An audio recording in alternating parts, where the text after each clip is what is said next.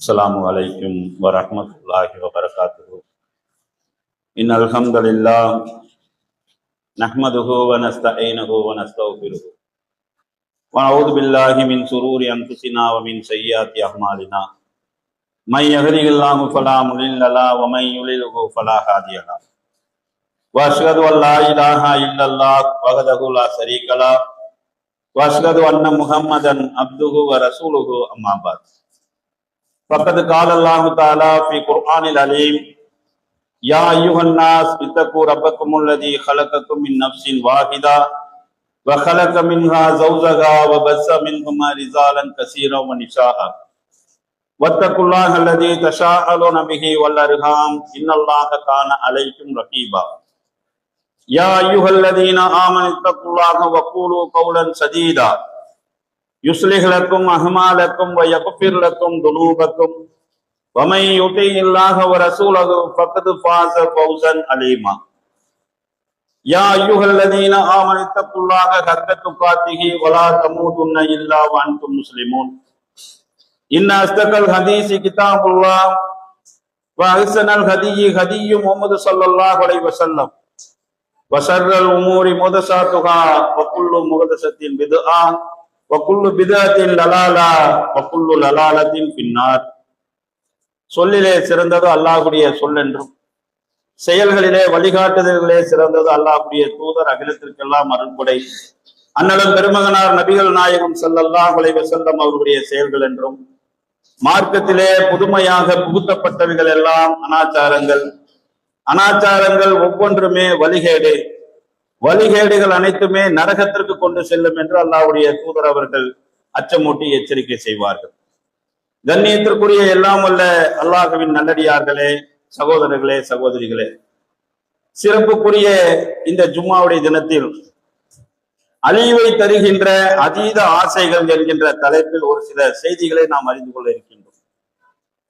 இந்த தலைப்பிற்கான காரணம் என்னவென்றால், இந்த உலகத்தில் இருக்கக்கூடிய பல்வேறு மனிதர்கள் தங்களுடைய பேராசையின் காரணமாக பலவிதமான இழப்புகளை சந்திக்கின்றார்கள். முஸ்லிம்களாக இருக்கக்கூடிய நம்மில் பலர் கூட இந்த பேராசையின் காரணமாக மார்க்கத்தினுடைய அளவுகோலை பின்பற்றாதவர்களாக நம்மில் பலர் மாறி வருகின்றனர். அல்லாஹ் ரப்புல் ஆலமீன் இந்த பேராசை விட்டு நம்மை தவிர்த்து வாழ சொல்கின்றான்.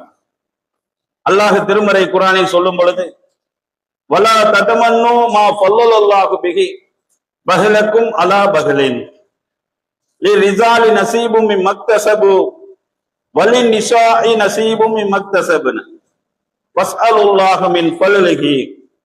அல்லாஹ் திருக்குர்ஆனின் 4வது அத்தியாயத்திலே அல்லாஹ் குறிப்பிடுகிறான், சிலரை விட மற்றும் சிலரை அல்லாஹ் மேன்மைப்படுத்தி வைத்துள்ளதில் பேராசை கொள்ளாதீர்கள். லிரிஜாலி நஸீபும் மிம்மக்தஸபு, ஆண்களுக்கு அவர்கள் சம்பாதிக்கக்கூடிய பங்கு உண்டு. வலின் நிசாஇ நஸீபும் மிம்மக்தஸபன, பெண்களுக்கு அவர்கள் சம்பாதிக்கக்கூடிய பங்கு உண்டு. வஸ்அலுல்லாஹ மின் ஃபல்லிஹி, அல்லாஹ்விடத்திலே அவனது அருளை வேண்டுங்கள். ஆக இந்த வசனத்தில் அல்லாஹ் நமக்கு என்ன சொல்கின்றான்? நான் அப்படித்தான் சிலரை விட மற்றும் சிலரை மேன்மைப்படுத்தி வைத்திருப்பேன். சிலருக்கு பதவிகளை கொடுத்து வைத்திருப்பேன், சிலருக்கு நல்ல செல்வத்தை கொடுத்து வைத்திருப்பேன், சிலர் நல்ல அழகான தோற்றமுடையவர்களாக இருப்பார்கள், ஆட்சி அதிகாரத்திலே உள்ளவர்களாக இருப்பார்கள். இப்படி ஒருவருக்கொருவர் மேன்மைப்படுத்தி வைக்கக்கூடிய அளவில் தான் நான் படைத்திருக்கிறேன். ஆனால் நீங்கள் என்ன செய்ய வேண்டும்? உங்களுக்கு செல்வம் வேண்டுமா? நீங்கள் என்னிடத்திலே கேளுங்கள். உங்களுக்கு அதிகாரம் வேண்டுமா? என்னிடத்திலே கேளுங்கள். அல்லாஹ்விடத்திலே நீங்கள் முறையிடுங்கள் என்று அல்லாஹ் திருக்குர்ஆனில் சொல்லுகிறார். ஆக இந்த பேராசை என்பது ஒரு பேராபத்தாக இருக்கிறது. ஆசைப்படுவது எந்த விதமான தவறும் இல்லை. ஆனால் பேராசைக்கும் ஆசைக்கும் பல வித்தியாசங்கள் இருக்கிறது. பேராசைங்கிறது என்ன? ஒரு காரியத்தை, ஒரு விஷயத்தை அதை அடைந்தே தீர வேண்டும், அதற்காக மார்க்க வரம்புகளை நான் மீறித்தான் அதை அடைந்து கொள்வேன் என்ற அடிப்படையில் செல்கிறார்கள் இல்லையா? அதுதான் பேராசை என்பது. பேராசைங்கிறது என்ன? எப்படியாவது ஒன்றை அடைந்தே தீர வேண்டும். எப்படியாவது இந்த பதவிக்கு வந்தே ஆக வேண்டும், எப்படியாவது நான் பணக்காரனாக ஆக வேண்டும், எப்படியாவது ஒரு நல்ல கலராக வெள்ளையாக ஆகிவிட வேண்டும், இப்படி எல்லாம். அதாவது அல்லாஹ் எதை தடுத்திருக்கிறானோ அதையெல்லாம் மீறி ஆசைப்படுவது, மார்க்க வரம்புகளை மீறி ஆசைப்படுவது, அதுதான் பேராசை. அதைத்தான் அல்லாஹ் சொல்லுகிறான், சிலரை விட மற்றும் சிலரை நான் மேன்மைப்படுத்தி தான் வைத்திருக்கிறேன். ஆண்களுக்கு அவர்கள் சம்பாதித்துக்கூடிய கூலி உண்டு, பெண்களுக்கு அவர்கள் சம்பாதித்துக்கூடிய கூலி உண்டு.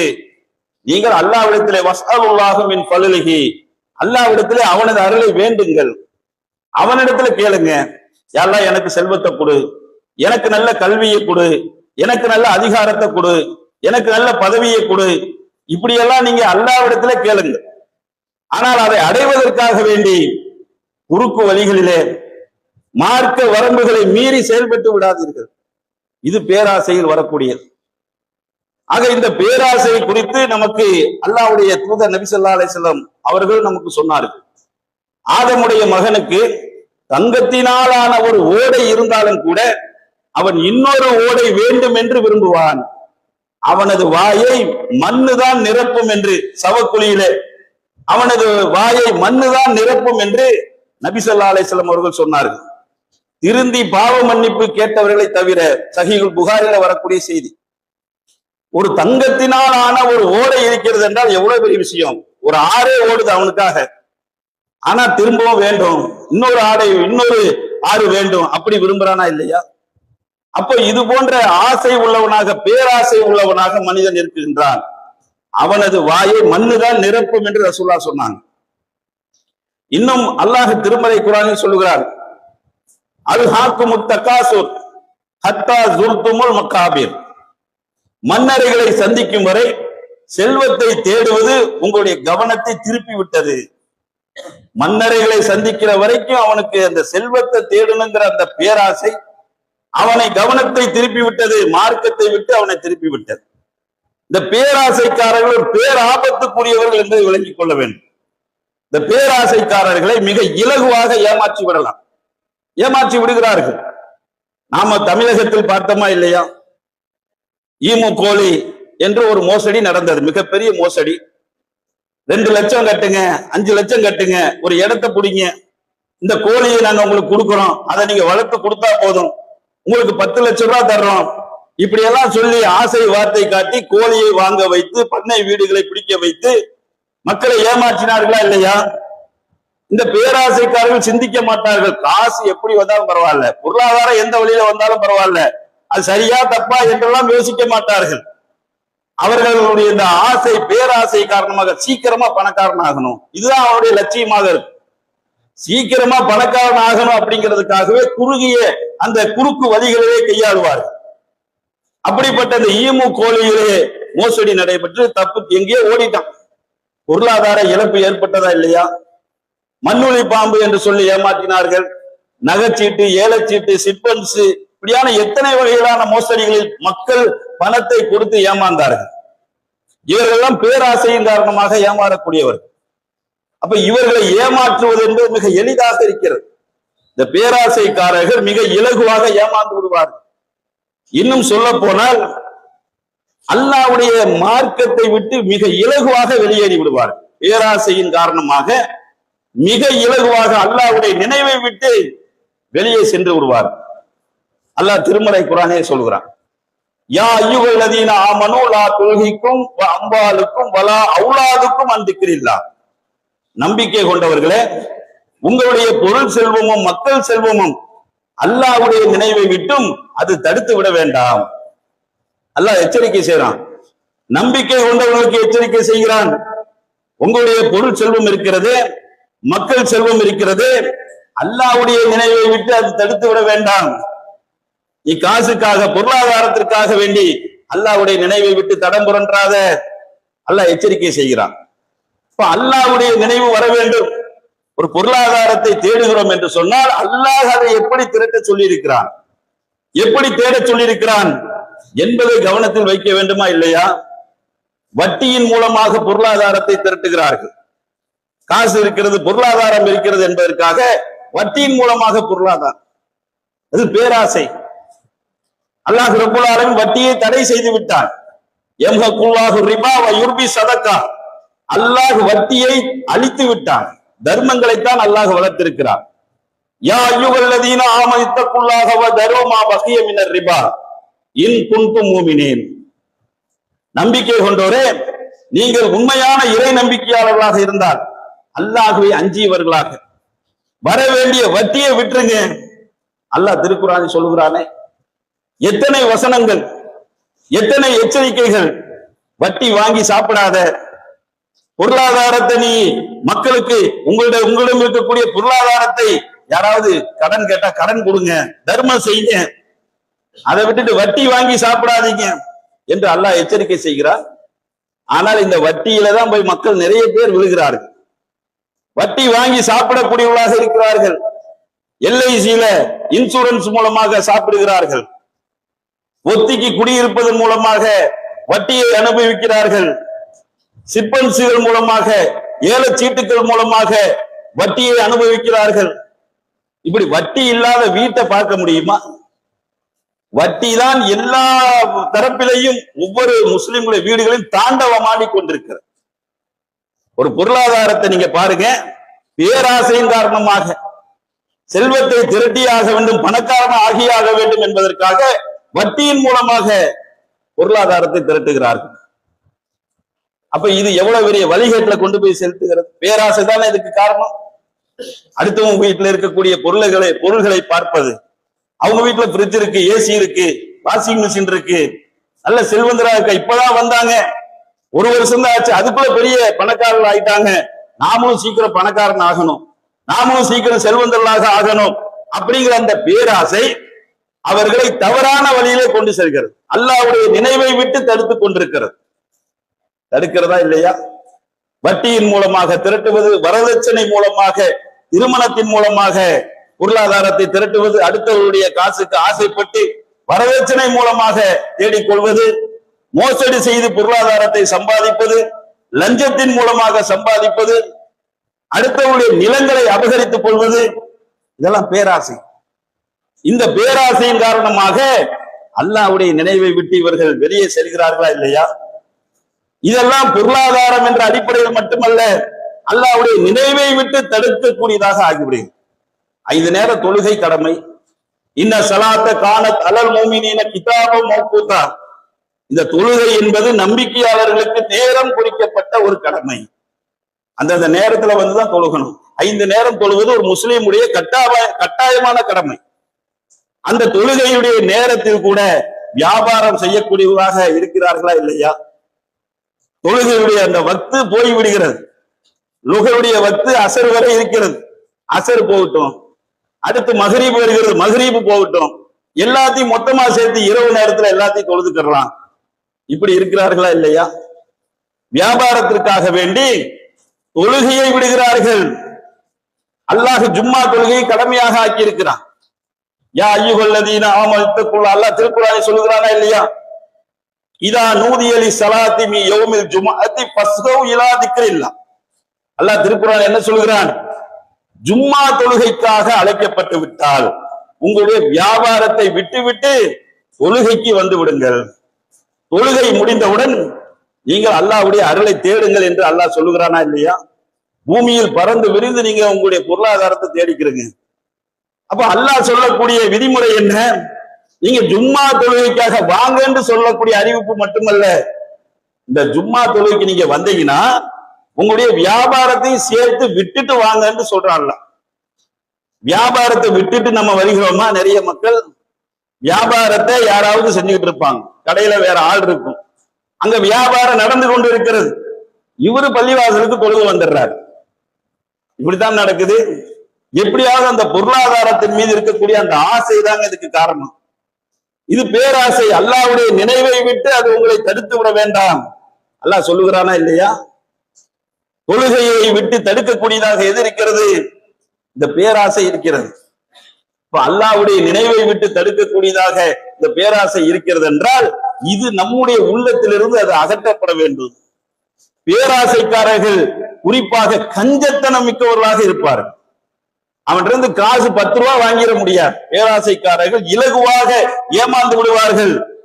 ஆனால் அவர்கள் தர்மம் செய்யக்கூடியவர்களாக இருப்பார்களா என்றால் தர்மம் செய்ய மாட்டார்கள். ஒரு நல்ல பணிகளுக்கு கொடுத்து உதவி செய்ய மாட்டார்கள். ஒரு பள்ளிவாசலுக்கோ, ஒரு முதியோர் இல்லங்களுக்கோ, ஒரு அனாதை இல்லங்களுக்கோ, இப்படியான நல்ல காரியங்களுக்கு பொருளாதாரத்தை கொடுப்பதற்கு ரொம்ப யோசிப்பான். கொடுக்க மாட்டார்கள். அவனுடைய கஞ்சத்தனம் அவனை அப்படி தடுத்து கொண்டிருக்கும். பேராசைக்காரர்கள் தர்மம் செய்வதற்கு யோசிப்பார். தர்மம் செய்யக்கூடியவர்களாக இருக்க மாட்டார்கள். இப்படிப்பட்ட இந்த பேராசை நம்முடைய உள்ளத்திலிருந்து அப்படி வெளியே போகணுமா இல்லையா? இன்னும் சொல்ல போனால் இந்த பேராசை இருக்கிறது, அது இரக்க குணம் அற்றவர்களாக நம்மை மாற்றி வைக்கும். நம்மளை இரக்க குணம் உள்ளவர்களாக அது வைக்கவே செய்யாது. யாரு எப்படி எக்கேடு கெட்டு போனா என்ன, நாம நல்லா இருந்தா போதும், நாம செல்வந்தன் ஆனா போதும், நாம நல்ல முறையில இருந்தா போதும் அப்படிங்கிற அந்த சுயநலம் அவரிடத்திலே மிகைத்து நிற்கும். அல்லாஹ்வுடைய தூதர் நபி ஸல்லல்லாஹு அலைஹி வஸல்லம் அவர்கள் சொல்றாங்க, மன்லா யர்ஹமுன்னாஸ் லா யர்ஹமுல்லாஹ். மனிதர்களுக்கு இரக்கம் காட்டாதவனுக்கு அல்லாஹ் இரக்கம் காட்டவே மாட்டான். நீ மக்களுக்கு மட்டும் இரக்கம் காட்டவில்லை என்று சொன்னால் அல்லாஹ் உனக்கு இரக்கம் காட்ட மாட்டான். அப்படி அல்லாஹ்வுடைய தூதர் அவங்க சொல்றாங்க. அப்ப அந்த இரக்க குணம் உள்ளத்திலிருந்து அகன்று விடுகிறது என்றால் அதுக்கு பேராசை தான் காரணம். இன்றைக்கு நீங்க பாருங்க, இஸ்ரேல்காரன், அந்த யூதர்கள், அந்த யூத ஓநாய்கள் முஸ்லிம்களை கடித்து கொதறுகிறது என்றால், பலஸ்தீன முஸ்லிம்களை கடித்து கொதறுகிறார்கள் என்றால் அவர்களுடைய நிலங்களை அபகரித்துக் கொள்ள வேண்டும், அவர்களை கொன்றாவது அதை அபகரித்து விட வேண்டும் அப்படின்னு தானே செயல்பட்டு இருக்கிறான். அந்த பலஸ்தீனத்துல மட்டும், காசா பகுதியில மட்டும் 1,20,000 குண்டுகள் போடப்பட்டிருக்கிறது. 1,20,000 குண்டுகள். அவ்வளவு குண்டுகளை அந்த ஒரு சின்ன ஒரு குறுகிய இடத்துல போட்டு அந்த மக்களை கொல்றான். 1,00,000க்கும் அதிகமான மக்கள் கொல்லப்பட்டு விட்டார்கள். ஒவ்வொரு சதுரடிக்கும் ஒரு ஷஹீதுடைய அடக்கஸ்தலம் இருக்கிறது. ஒவ்வொரு சதுரடிக்கும் இருக்கிறது. அவ்வளவு மக்கள் அங்கே ஷஹீதாக்கப்பட்டிருக்கிறார்கள். குழந்தைகளை கொன்று குவிக்கிறான். ஒப்பந்தம் போட்டா ஒப்பந்தத்தை மீறுவான். ஒப்பந்தம் போட்டாங்களா இல்லையா, இனிமேல் போர் நிறுத்தம் அப்படின்னு ஒப்பந்தம் போட்டுட்டு மறுபடியும் குண்டு போட்டு 141 பேர் படுகொலை செய்யப்பட்டார்கள், குண்டுகளுக்கு இரையானார்கள் காசா பகுதியில. அப்ப இது எதை காட்டுகிறது? அந்த யூதனுடைய இருக்கக்கூடிய அந்த பேராசையை பாருங்க. எப்படியாவது யூதனுக்கு என்று ஒரு நாடு வேண்டும், நமக்குன்னு ஒரு நாடு வேண்டும், அதற்காக நான் எந்த நிலைக்கும் செல்ல தயார், மக்களை கொல்ல தயார், அந்த மக்கள் சாக வேண்டும்னு நினைக்கிறான். அது இருக்கக்கூடிய அமைச்சர்கள் என்ன பதில் சொல்றான்? அந்த பலஸ்தீனத்துல காசா பகுதியில் இருக்கக்கூடிய ஒவ்வொரு குழந்தையும் நமக்கு ஆபத்து, அந்த குழந்தைகளை கொல்வதுதான் சரி, அடுத்த தலைமுறை எங்களை எதிர்க்க வந்து விடும் அப்படின்னு திட்டம் போட்டு குழந்தைகளை கொல்வதையே ஒரு இலக்காக வைத்துக் கொண்டு ஒன்று குவிக்கிறானா இல்லையா? இதற்கு அடிப்படை என்ன? அவனிடம் இருக்கக்கூடிய அந்த பேராசை. எப்படியாவது அந்த இடத்தை அடையணும், பாலஸ்தீன மண் எங்களுக்கு தான், அது இஸ்ரேல் தான் அப்படின்னு சொல்லித்தாங்க அவ்வளவு மக்களை கொள்றான். அவன்கிட்ட இரக்க குணம் இருக்கிறதா? ஆஸ்பத்திரியில கொண்டு போடுறானே, நோயாளிகள் படுத்த படுக்கையாக கிடைக்கக்கூடிய நோயாளிகளை கொள்கிறான். அப்ப அவனிடம் எந்த மாதிரியான குணம் இருக்கிறது என்பதை பாருங்க. இந்த இரக்க குணம் என்பது எதன் மூலமாக அகற்றப்படும் என்றால், பேராசை எவனுடைய உள்ளத்தில் இருக்கிறதோ அவனுடைய உள்ளத்திலிருந்து அகற்றப்பட்டு விடும். அதே மாதிரி பாருங்க, இன்னைக்கு இஸ்ரேல் மாதிரி தான் இன்றைக்கு சூடான். நீங்க சூடான் நாட்டை எடுத்துக்கிறீங்க, அதை பற்றி பேசுவதற்கு மீடியாக்கள், அதிகமான மீடியாக்களே இல்லை. 3 வருடங்களாக 1.5 லட்சம் முஸ்லிம்கள் படுகொலை செய்யப்பட்டிருக்கிறார்கள். பள்ளிவாசலுடைய இமாம்கள் கொத்து கொத்தாக கொல்லப்படுகிறார்கள். அப்படியே ஒரு பெரிய ஒரு குழியை தோண்டி வச்சு அந்த குழிக்குள்ளே ஆயிரக்கணக்கான முஸ்லிம்களை அங்கே இறக்கி அப்படியே கொள்கிறார்கள். சூடான் ராணுவத்திற்கும் துணை ராணுவத்திற்கும் இடையில் இருக்கக்கூடிய சண்டைதான் என்று இதை பேசுகிறார்கள். சூடான் நாட்டினுடைய ராணுவத்திற்கும் துணை ராணுவத்திற்கும் யாரு? அந்த நாட்டு மக்கள் தான். அவனுக்குள்ள இருக்கக்கூடிய அந்த ராணுவம் தான், நீ என்னை கொள்றியா, நான் உன்னையை கொள்றேன், இப்படின்னு அந்த தகராறு முற்றி போய் 1.5 லட்சம் பேர் இதுவரை இறந்திருக்கிறார்கள். இதை தூண்டி விட்டவர்கள் யார்? அமெரிக்கா. எதற்காக வேண்டி? அந்த சூடான் நாட்டை அபகரிக்கணும், காரணம் என்ன? அந்த நாட்டுல விவசாய நிலங்கள், தங்க தாது பொருட்கள் அங்க அதிகமாக இருக்கிறது. எல்லா டெஸ்ட் எடுத்துட்டு போய் பார்த்துட்டு அந்த ஒரு பொருளாதாரத்தை அடைய வேண்டும் என்பதற்காக வேண்டி மக்களை கொல்றானுங்க, கொத்து கொத்தாக கொல்லப்படுகிறார்களே. இந்த ஊரை விட்டு ஓடிருங்க அப்படி விரட்டானே, எங்க போவார்கள்? இப்படிப்பட்ட கொடூரமான கொலைகள் எல்லாம் அரங்கேறி வருகிறது என்றால் இந்த பேராசை தான் காரணம். நம்முடைய உள்ளத்தில் இருக்கக்கூடிய இந்த பேராசை, உலகத்துக்கே நான் அதிபதியாக வேண்டும் என்று ஆசைப்படுகிறார். அது முடியுமா? உன்னால அது முடியுமாடா? கண்டிப்பாக உன்னால அது முடியாது. இப்படிப்பட்ட இந்த பேராசை அவருடைய இரக்க குணமற்றவர்களாக மாற்றிக்கொண்டு வருகிறது. அவர்களை போன்றுதான் இந்தியாவில் இருக்கக்கூடிய இந்த பாஜக சங்கிகளும், அவர்கள் அப்படித்தான். இந்த RSS என்ற பயங்கரவாத கும்பல் இருக்கிறது, அவர்களுக்கும் இந்த பேராசை தான். இந்த நாடு முழுமையாக ஒரு மதத்தை சார்ந்தவர்களுக்கு மட்டும்தான் இருக்கணும், நம்ம மட்டும்தான் இந்த நாட்டை அனுபவிக்கணும், முஸ்லிம்கள்லாம் இரண்டாம் தர, அவங்களாம் வெளியே போயிடணும், அவங்களாம் பாகிஸ்தான் பங்களாதேஷ்ல இருந்து வந்தவங்க, அவங்கள விரட்டி அடிச்சிடணும் அப்படின்னு நோக்கத்தோட எல்லா வகையிலான செயல் திட்டங்கள் செயல்பட்டு இருக்கிறான். அப்போ இந்த மாதிரியான இரக்க குணமற்றவர்களாக மாறி போவதற்கு எது காரணம்? இந்த பேராசை தான் காரணம். அப்ப இந்த பேராசை நம்முடைய உள்ளத்திலிருந்து அகற்றப்பட வேண்டும். நாம நினைக்கிற ஒரு சின்ன சின்ன அற்பமான விஷயங்கள், அந்த அற்பமான விஷயங்களை கூட தூக்கி தூர போட்டுறோம். நபி ஸல்லல்லாஹு அலைஹி வஸல்லம் அவர்கள் சொன்னாங்க, இதற்கான மருந்து, இதற்கான தீர்வை நமக்கு ரசூலுல்லாஹ் சொல்றாங்க. லைஸல் கனி அன் ஹஸரத்தில் அர்ல் வலாக்கின்னல் கனி அனின் நஃப்ஸ். வாழ்க்கை வசதிகள் அதிகமாக இருப்பது செல்வம் கிடையாது, போதும் என்ற மனம்தான் செல்வமானது என்று நபிகள் நாயகம் ஸல்லல்லாஹு அலைஹி வஸல்லம் அவர்கள் சொன்னார். எது தெரியுமா செல்வம்? வாழ்க்கை வசதிகள் அதிகமாக இருக்கிறது, தோட்டம் துறவுகள் மாளிகைகள், இதெல்லாம் பெரிய செல்வம் நினைச்சுக்கிட்டு இருக்காதீங்க. இதெல்லாம் செல்வம் கிடையாது. யாருக்கு போதும் என்ற மனம் இருக்கிறதோ அவர்கள் தான் செல்வந்தர்கள். போதும், நமக்கு இன்றைக்கு ஒரு நேரம் உணவு கிடைத்திருக்கிறதா அது போதுமானது, உடுத்த உடை இருக்கிறதா அது போதுமானது, நான் ஒருபொழுதும் மார்க்க வரம்புகளை மீற மாட்டேன், அதற்காக இந்த பேராசைப்பட்டு வட்டியில போய் விட மாட்டேன், வரதட்சணையில போய் விட மாட்டேன், அடுத்தவனுடைய காசை அபகரிக்க நினைக்க மாட்டேன். அல்லாஹ் எனக்கு என்ன கொடுத்திருக்கிறான் அது போதுமானது. போதும் என்ற மனம் யாருக்கு இருக்கிறதோ அவர்கள் தான் செல்வந்தர்கள் என்று நபி ஸல்லல்லாஹு அலைஹி வஸல்லம் அவர்கள் சொன்னார். நீ யாரை பார்த்து பேராசைப்படுற?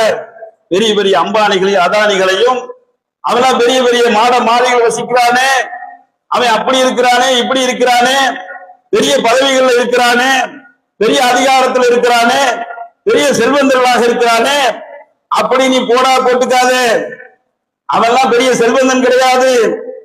யாருடைய உள்ளத்துல போதும் என்ற மனம் இருக்கிறதோ அவர்கள்தான் பெரிய செல்வந்தர் என்று நபி ஸல்லல்லாஹு அலைஹி வஸல்லம் அவர்கள் சொன்னார்கள் என்றால், அப்படித்தான் வார்த்தெடுத்தார்கள் நபி தோழர்களை, அப்படித்தான் வார்த்தெடுத்தார்கள்.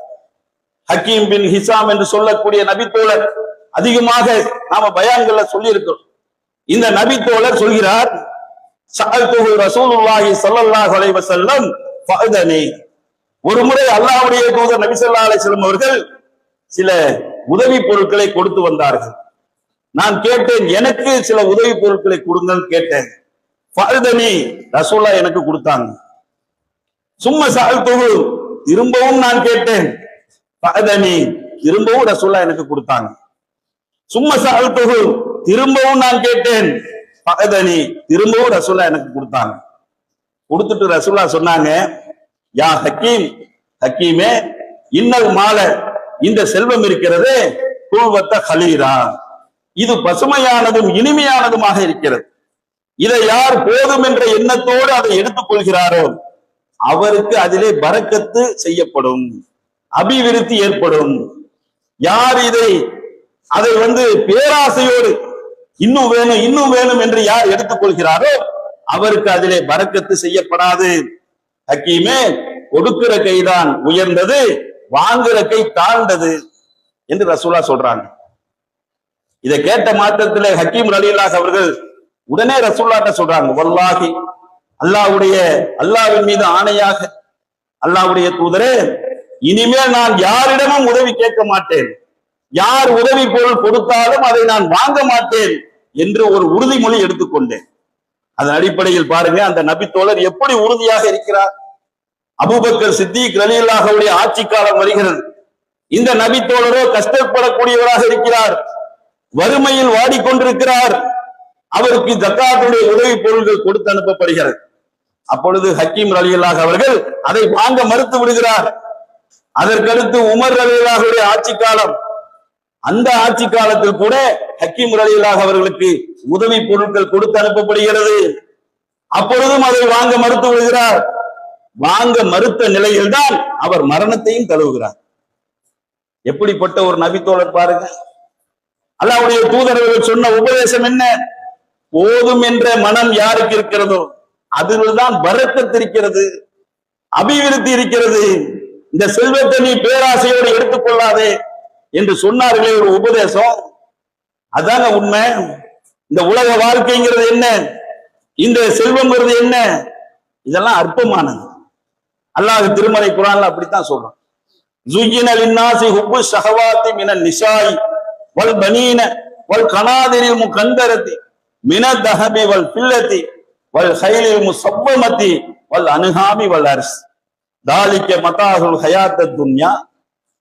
அல்லாஹ் ரப்பல் ஆலமீன் திருக்குர்ஆனில் சொல்கிறார், பெண்கள் ஆண் மக்கள் திரட்டப்பட்ட தங்க வெள்ளி குவியல்கள், கால்நடைகள், அழகிய குதிரைகள், விளைநிலங்கள், இவையெல்லாம் இந்த உலகத்தினுடைய ஒரு கவர்ச்சி. இது ஒரு கவர்ச்சி தான். இதெல்லாம் நீங்க பெருசா எடுத்துக்கொள்ளாதீர்கள். அல்லாஹ்விடத்திலே இதைவிட மிக மேலானது இருக்கிறது. அல்லாஹ்விடத்திலே மிக சிறந்தது ஒன்று இருக்கிறது, சொர்க்கம் இருக்கிறது. அதுக்கு நீ ஆசைப்படு. இந்த அற்பமான ஒரு உலகத்துக்கு நீ ஏப்பா இப்படி ஆசைப்படுற?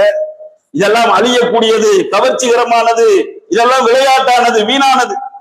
அல்லாஹ்விடத்துல நம்ம கேட்கலாம், யா அல்லாஹ் எனக்கு செல்வத்தை கொடு அப்படின்னு அல்லாஹ்விடத்துல கேட்கலாம், துஆ செய்யலாம்.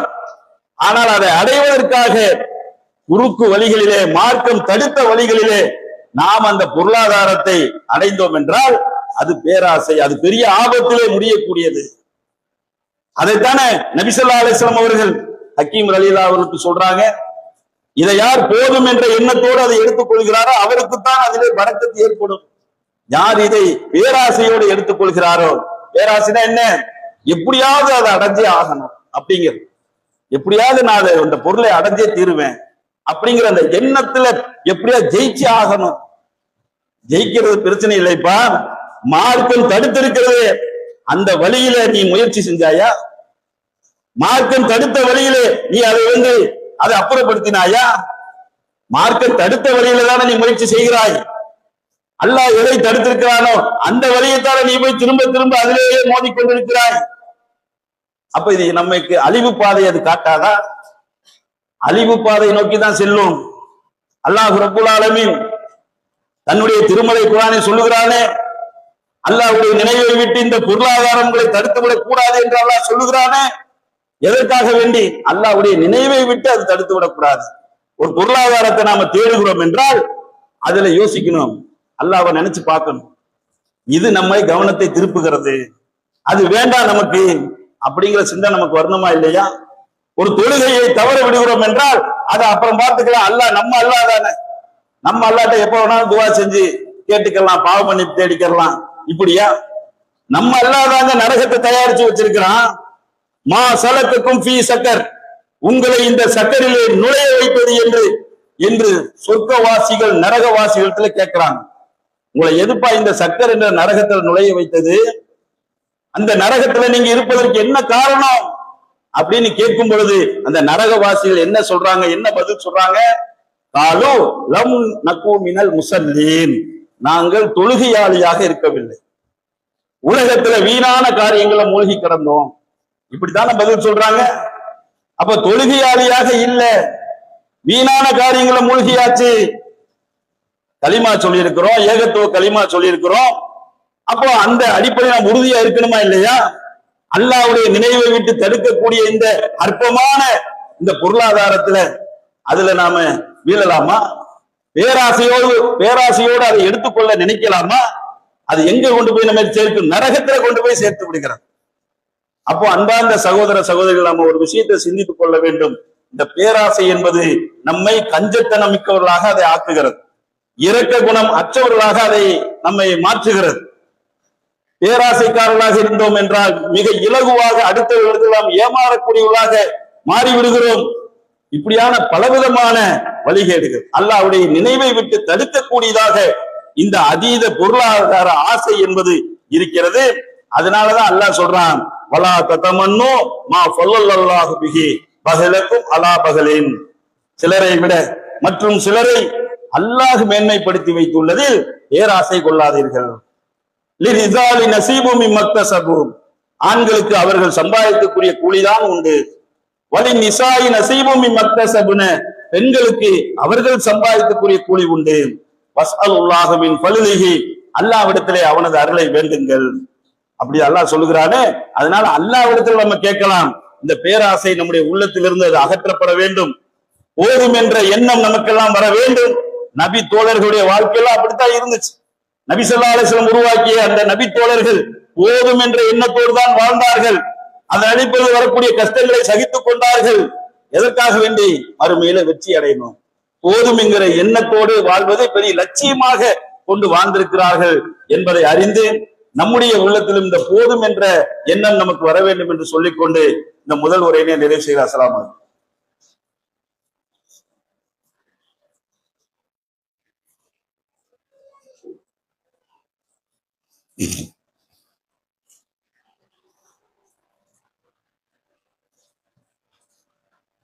அல்ஹம்துலில்லாஹ். அன்பார்ந்த சகோதர சகோதரிகளே, இந்த முதல் உரையில் அதீத ஆசை அழிவை தரும் என்கின்ற தலைப்பில் ஒரு சில தகவல்கள் சொல்லப்பட்டது. நம்முடைய இந்த நாட்டிலே இந்த தேர்தல் ஆணையத்தின் மூலமாக இந்த எஸ்ஐஆர் என்று சொல்லக்கூடிய இந்த சிறப்பு தீவிர வாக்கெடுப்பு இதை கொண்டு வந்து இதை அமல்படுத்தி கொண்டிருக்கிறார். பாஜக ஆளக்கூடிய 12 மாநிலங்களிலே இதை செயல்படுத்தி ஏராளமான முஸ்லிம்களுடைய வாக்குகளை எல்லாம் அழித்து விட்டார்கள், அபகரித்து விட்டார்கள். அதற்கு உதாரணம் பீகார். பீகாரிலே ஒரு தொகுதியில மட்டும் 80,000 வாக்குகள், முஸ்லிம்களுடைய வாக்குகள் பறிக்கப்பட்டிருக்கிறது. இந்த எஸ்ஐஆர் என்று என்பதை நடைமுறைப்படுத்தி இவர்கள் இப்போது நடைமுறைப்படுத்தி கொண்டு வந்திருக்கிறார்களே. கோடிக்கணக்கில் இருக்கக்கூடிய மக்கள், 6.5 கோடி மக்கள் இருக்கக்கூடிய ஒரு தமிழகத்துல ஒரு மாதத்துக்குள்ளார இதை எடுத்து முடிக்கணும். அதற்காக சிறப்பு குழுக்களை அமைத்து அந்த பிஎல்ஓக்கள் அந்த நபர்கள் எல்லாம் என்ன செய்வார்களாம், வீடு வீடாக சென்று கணக்கெடுப்பார்கள். அவர்களிடத்தில் நீங்க ஃபார்மை ஃபில்அப் பண்ணி கொடுக்கணும் அப்படின்னு சொல்லிதான் இதை நடைமுறைப்படுத்துகிறார்கள். இந்த நோக்கத்தை நாம முதல்ல புரிஞ்சுக்கிறோம். இத மக்கள் பொதுவாக எப்படி பார்க்கிறார்கள், முஸ்லிம்களாக இருக்கக்கூடிய நம்மில் பலர் எப்படி பார்க்கின்றோம்? சும்மா ஏதோ ஒண்ணு செஞ்சுட்டு போறான்ப்பா, நம்ம என்ன கேட்கிறானோ அந்த ரிப்போர்ட்டை கொடுத்துட்டு போவோம் அப்படிங்கிற மனநிலைக்கு நாம வந்திருக்கிறோம். மற்ற சமுதாய மக்களுக்கு அதை பற்றி எந்த பிரச்சனையும் கிடையாது. அவர்களுக்கு இது பற்றி ஏதாவது கவலை இருக்கிறதா? எதுவும் கிடையாது. ஏன்னா வாக்காளர்களை நீக்குவதெல்லாம் வாக்காளர்களா யாரா இருக்கிறார்? முஸ்லிம்களாக தான் இருக்கிறாங்க. அந்த 12 மாநிலங்களை, குறிப்பாக பீகார், இந்த பீகார் தான் ஒரு முன்னுதாரணம். அவர்கள் கேட்ட 11 ஆவணங்களையும் அதிலே பல ஆவணங்களை வைத்திருந்தவர்கள் அந்த ஆவணங்களை வைத்து அதை ஃபில்அப் பண்ணி கொடுத்து தேர்தல் ஆணையத்தால் உங்களுக்கு இனி வாக்கு கிடையாது என்று புறக்கணித்து விட்டார். நம்ம எப்படிங்க இனி ஃபில்அப் பண்ணி கொடுக்க போறோம்? அது மாதிரிதான் அங்கேயும் ஃபில்அப் பண்ணி தான் கொடுத்தாங்க.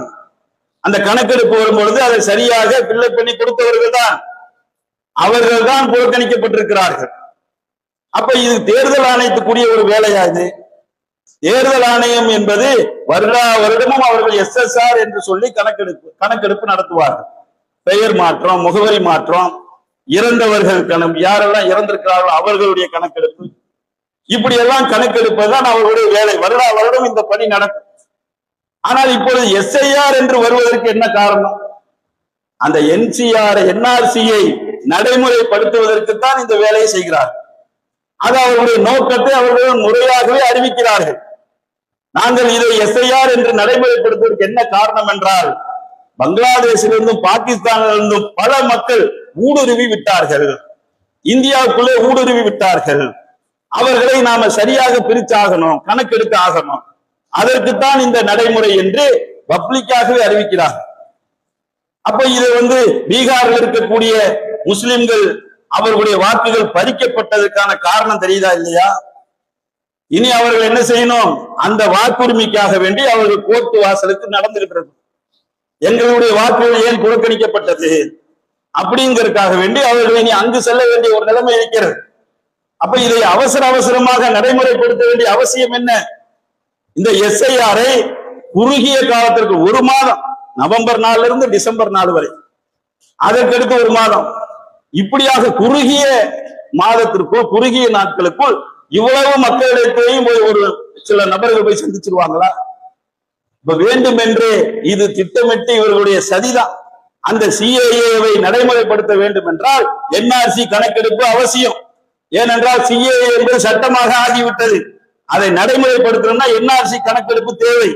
என்ஆர்சியை பல வடிவங்களை கொண்டு வர முயற்சித்தார்கள். என்பிஆர் வடிவத்திலே வந்தால் பாப்புலேஷன் கணக்கெடுப்பு என்று வந்தார்கள். அதை எல்லா மாநிலங்களிலும் அதை நாங்கள் நடைமுறைப்படுத்த மாட்டோம் என்று சொல்லிவிட்டார்கள். என்ஆர்சியை நடைமுறைப்படுத்த மாட்டோம் என்று சொல்லிவிட்டார்கள். இப்ப தேர்தல் ஆணையத்தின் மூலமா வந்திருக்கிறார்கள். இந்த தேர்தல் ஆணையத்தின் மூலமாக இந்த கணக்கெடுப்பு வேலைகள் நடந்து கொண்டிருக்கிறது. நாம என்ன நினைக்கிறோம்? நம்ம இதெல்லாம் கொடுக்கலாம், அது ஒண்ணு கொடுத்துதான் ஆகணும், வேற வழி இல்லை. இன்றைக்கு எந்த ஒரு வாக்காளர்களுடைய பெயரும் தேர்தல் ஆணையத்துல கிடையாது. 2002 2005 யாரு ஓட்டு போட்டிருக்கிறோமோ அவர்களுடைய பெயர்கள் தான் அதுல இருக்கும். யாரெல்லாம் 2005க்கு அப்புறம் யாரெல்லாம் தேர்தல் ஆணையத்தால் வாக்காளர்கள் என்று பதிவு செய்யப்பட்டார்களோ அவர்களுடைய பெயர்லாம் அதுல இருக்காது. புதுசா இவங்க எஸ்ஐஆர்ல ஃபில்அப் பண்ணி கொடுத்து பதியணும். அப்பதான் அவர்கள் வாக்காளர்களாக சேர்த்துக் கொள்வார்கள்.